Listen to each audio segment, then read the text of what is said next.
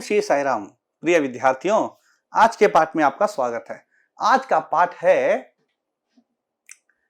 की और की और की, जो व्याकरण भाग से है। की का प्रयोग कहां करते हैं और की का प्रयोग कहां करते हैं, इसका हम देख लेंगे। ह्रस्व की और दीर्घ की पहले हम लेते हैं ह्रस्व की का प्रयोग, यानी अल्प स्वर में जो की बोलते हैं ना, अल्प स्वर की मात्रा का प्रयोग कहां कहां करते हैं। की कारण बोधक अव्यय है। की क्या है? कारण बोधक अव्यय है, यानी एक वाक्य का उपवाक्य के साथ कारण जोड़ने के लिए, कारण का बोध कराने के लिए अल्प स्वर के की का उपयोग करते हैं। की का उपयोग करते हैं। की कारण प्रयोग दो जगह होता है। की का प्रयोग दो जगह होता है। देखिए कहां होता है दो जगह। एक, वाक्य के बाद उपवाक्य के आरंभ में कार्य कारण वाचक अव्यय के रूप में की का प्रयोग होता है ना। एक वाक्य के बाद उसके उपवाक्य में तो कारण के बोधन के लिए की का प्रयोग होता है। अभी हम इसका उदाहरण आगे देखेंगे। दूसरा, विकल्प का बोध कराने के लिए भी की का प्रयोग होता है। विकल्प का बोध कराने के लिए भी की का प्रयोग होता है। देखिए, उपवाक्य के आरंभ में की का प्रयोग। उपवाक्य के आरंभ में की का प्रयोग। देखिए अभी हम उदाहरण देखते हैं। जैसे राम ने कहा कि उसके पिताजी का नाम दशरथ है। देखिए राम ने कहा, यहां पर एक वाक्य है, उसके पिताजी का नाम दशरथ है, यहां पर एक वाक्य है। तो वाक्य का जो उपवाक्य है उसका बोध कराने के लिए की का उपयोग किया गया है। कारण बोधक अव्यय कहते हैं इसे, है ना। राम ने कहा कि उसके पिताजी का नाम दशरथ है।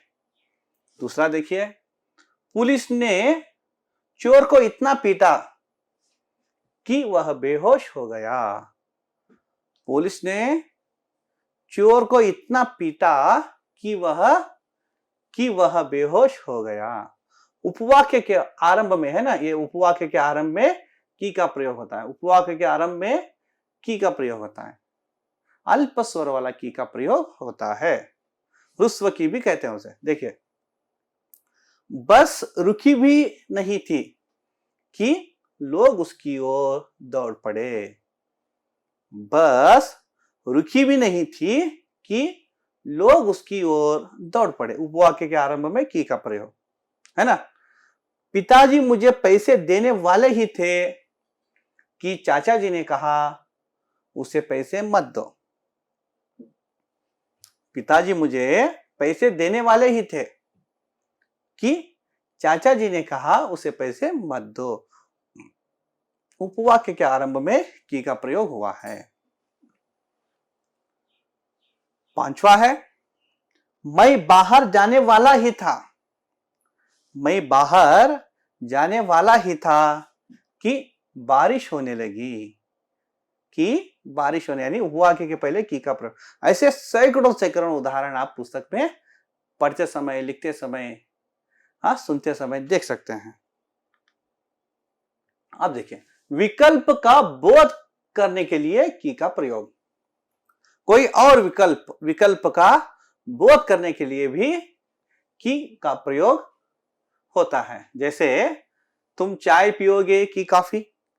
चाय और कॉफी, चाय पियोगे कि कॉफी, कॉफी का और यहां पे चाय का, तो विकल्प दोनों में कौन सा चुनेंगे आप? तो विकल्प का बोध करने के लिए भी की का प्रयोग होता है। राम आया कि कृष्ण।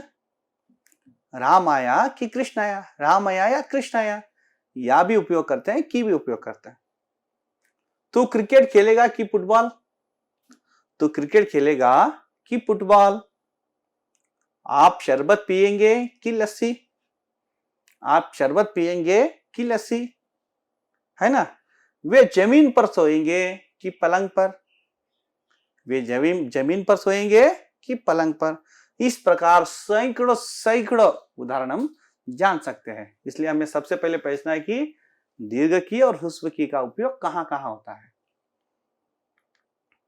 आप देखिए दीर्घ की है ना, दीर्घ स्वर का की का प्रयोग, की का प्रयोग 3 जगह होता है।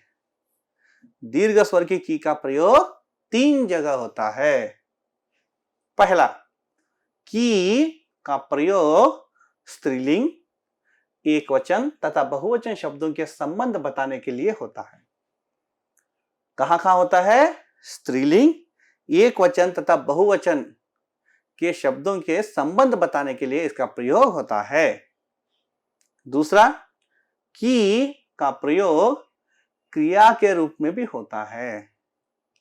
की का प्रयोग क्रिया के रूप में भी होता है। अभी हम आगे इसे देखेंगे। की का प्रयोग संबंध बोधक अव्यय के रूप में भी होता है। देखिए, की का प्रयोग संबंध बोधक अव्यय के रूप में भी होता है। इसका भी हम उदाहरण देखेंगे।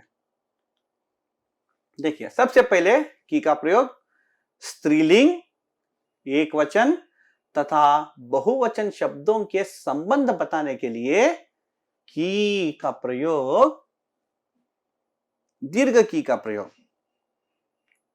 एकवचन, बहुवचन और स्त्रीलिंग जैसे शब्दों के संबंध बताने के लिए दीर्घ की मात्रा का उपयोग होता है। देखिए, पहला, भारत की राजधानी, भारत की राजधानी है ना, झांसी की रानी, शहर की लड़कियां, बेटे की लड़की।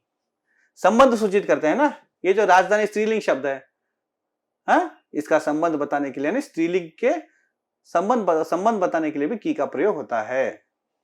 शहर की लड़कियां, लड़कियां किस कहां की है? शहर की लड़कियां हैं, है ना। शहर के साथ संबंध जोड़ने के लिए की का उपयोग किया गया है।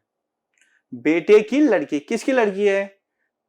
तो दादी कहती है बेटे की लड़की, संबंध जोड़ते हैं, अपने बेटे के साथ संबंध जोड़ती है ना। मोहन की किताबें, किसकी किताबें? मोहन की किताबें, किताबें किसके संबंधित है? मोहन से संबंधित है। घर की रोटियां, रोटियां कहां के हैं? घर की, रोटियों का संबंध घर से जोड़ा गया है। यहां पर दीर्घ की का उपयोग किया गया है। आपकी बातें, आपकी बातें, सोने की गठरी, झांसी की रानी, ऐसे बहुत सारे शब्द आते हैं। हजारों हजारों शब्द आते हैं। जब आपको पता चले कि ह्रस्व की और दीर्घ की का उपयोग कहां करना पड़ता है, तो ऐसे कोई गलती नहीं होती है।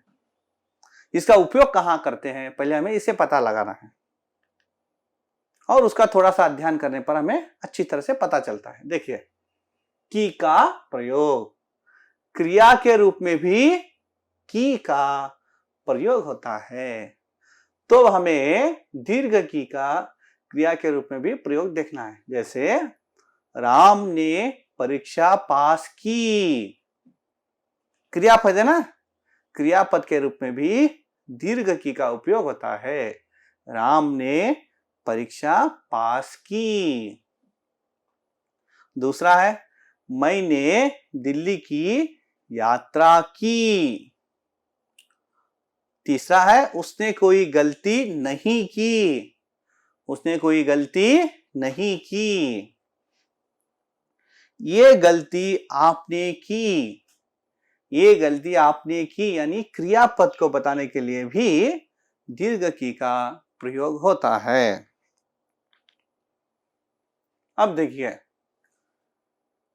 संबंध बोधक अव्यय के रूप में भी की का प्रयोग होता है। संबंध बोधक अव्यय के रूप में भी की का प्रयोग होता है। जैसे राम की ओर, किस ओर? राम की ओर। राम के साथ संबंध जोड़ने के लिए भी दीर्घ की मात्रा का उपयोग किया गया है। उसकी तरफ कहते हैं ना, उसकी तरफ, है ना, की जो दीर्घ की का प्रयोग किया गया है। पेड़ की भांति, पेड़ की भांति, है ना, पेड़ का संबंध जोड़ने के लिए। मोर की तरह, मोर की तरह नाचता है, कहते हैं ना, तो मोर की तरह, मोर का संबंध जोड़ने के लिए दीर्घ की मात्रा का उपयोग किया गया है। की कोयल की भांति, कोयल की भांति, कोयल की भांति गाता है ना, कभी वाक्य में आप पढ़ते हैं कोयल की भांति, यानी संबंध किसे जोड़ा गया है, कोयल से। तो इस प्रकार संबंध बोधक अव्यय के रूप में भी की का प्रयोग होता है। तो यहां पर आज का की और की का भाग समाप्त होता है। जय साई राम।